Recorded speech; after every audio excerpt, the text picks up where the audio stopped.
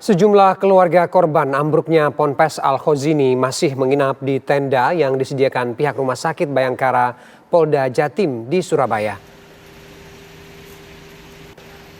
Mereka terus menunggu santri yang masih menjalani proses identifikasi yang dijalankan tim DVI Polda Jawa Timur.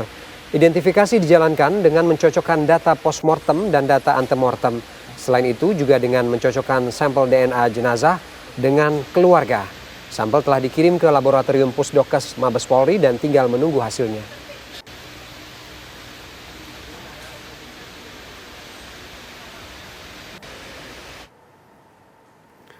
Tim DVI Polda Jatim mengidentifikasi 2 lagi korban ambruknya Ponpes Al-Khozini. Dengan ini total tim DVI Polda Jatim telah mengidentifikasi 53 korban dari 67 kantong jenazah yang diperiksa.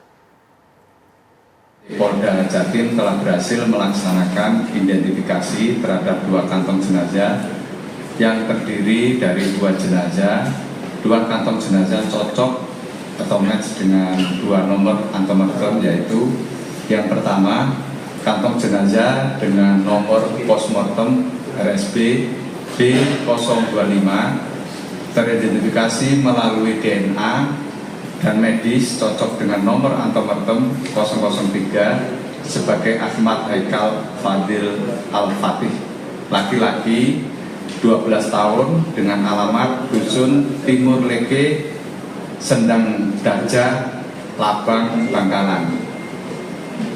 Yang kedua, kantong jenazah dengan nomor PM atau postmortem RSB B047 teridentifikasi melalui DNA, medis, dan properti. Barang kepemilikan cocok dengan nomor antemortem 059 sebagai Samsul Arifin, laki-laki 18 tahun dengan alamat Dusun Badang, Telaga, Galis, Bangkalan, Jawa Timur. Sampai dengan hari ini, tim gabungan telah berhasil mengidentifikasi total 53 korban dari 67 kantong jenazah yang telah diterima. Polda Jawa Timur memulangkan 2 jenazah santri korban ambruknya Ponpes Al-Khozini ke keluarga di Bangkalan, Madura pada Minggu malam. Pemulangan dilakukan begitu kedua jenazah berhasil diidentifikasi di tim DVI Polda Jatim di Surabaya.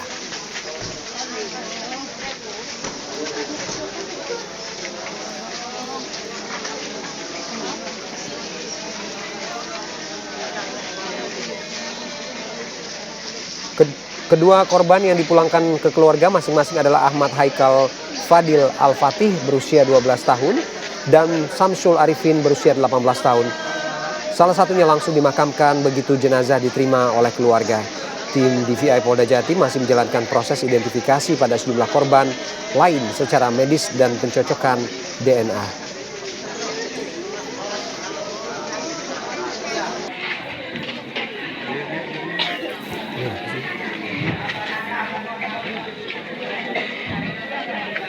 Sudah nyampe jenazah.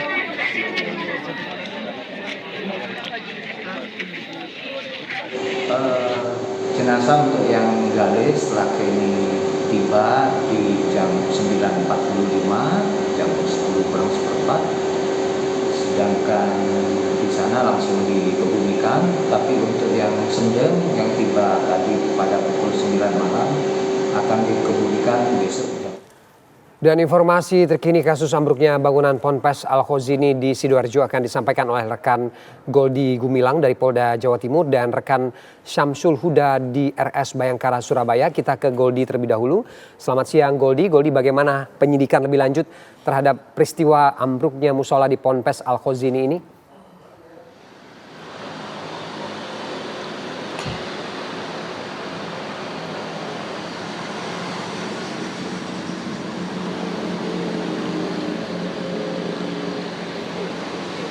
Ya, selamat siang Ferdi dan juga pemirsa. Saat ini hari Senin kami berada di Mapolda Jawa Timur, di mana Senin ini kami mencoba untuk mengupdate terkait dengan penyidikan kasus dugaan kesalahan konstruksi yang menyebabkan rubuhnya gedung di Ponpes Al-Khozini, Sidoarjo, Jawa Timur.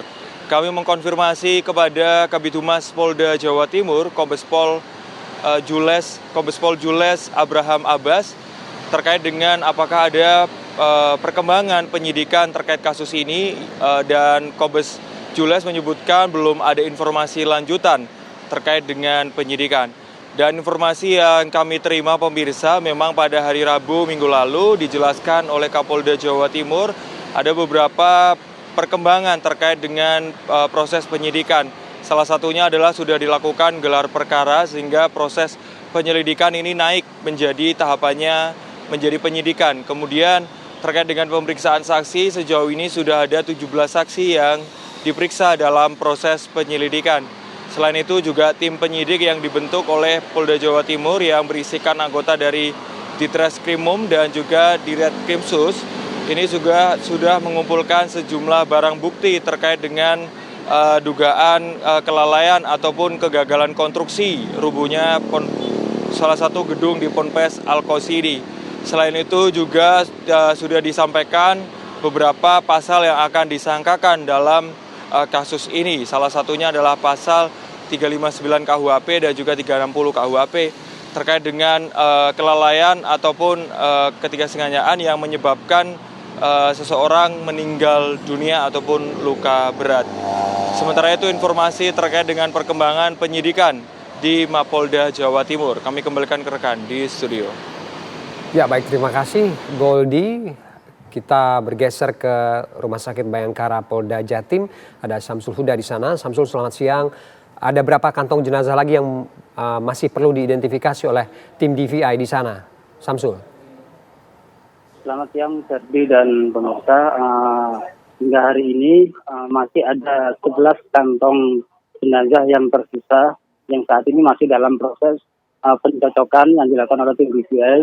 Sementara itu hingga minggu malam kemarin 2 jenazah kembali berhasil diidentifikasi oleh tim DVI Polda Jawa Timur, dan kedua jenazah tersebut berhasil diidentifikasi melalui pencocokan DNA dan pencocokan medis serta properti. Dan keduanya sudah diserahkan kepada pihak keluarga. Dengan bertambahnya 2 korban yang berhasil dilakukan identifikasi, maka total korban yang sudah berhasil diidentifikasi oleh tim DVI Polda Jawa Timur sudah berjumlah 53 korban. Sementara itu 11 yang tersisa ini merupakan korban yang datang terakhir dari lokasi kejadian dan dikirimkan terakhir dan memang dievakuasi paling akhir kemarin sehingga sudah mengalami proses alamiah atau kerusakan sehingga terjadi kesulitan-kesulitan yang dilakukan oleh tim DVI. Untuk itu alternatif terakhir adalah tes DNA sehingga tes DNA ini nantinya akan memiliki akurasi dan sehingga bisa dipertanggungjawabkan dari data identifikasi tersebut.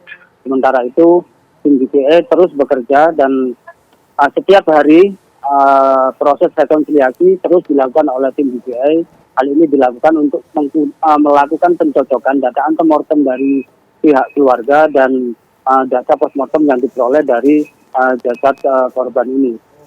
Pihak tim DVI meminta kepada pihak keluarga untuk tetap bersabar. Tim DVI tetap akan mengupayakan secara optimal, secara cepat. Namun demikian, ketelitian dan kecermatan tetap akan menjadi asas dalam proses identifikasi tersebut sebagai bentuk pertanggungjawaban kepada keluarga. Demikian. Baik, terima kasih Samsul Huda melaporkan dari Rumah Sakit Bayangkara Polda Jatim, dan sebelumnya ada Goldi Gumilang. Juga terima kasih teman-teman, selamat kembali bertugas.